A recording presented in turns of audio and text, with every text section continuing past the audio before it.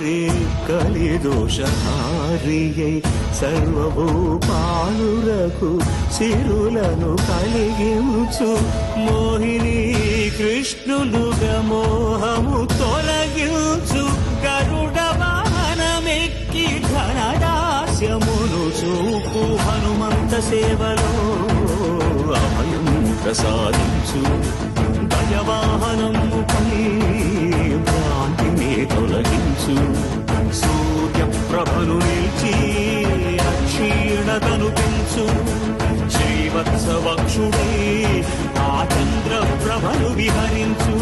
రథమెక్కి మనోరథమెక్కి మరిన వాంఛలను త్రుంచగా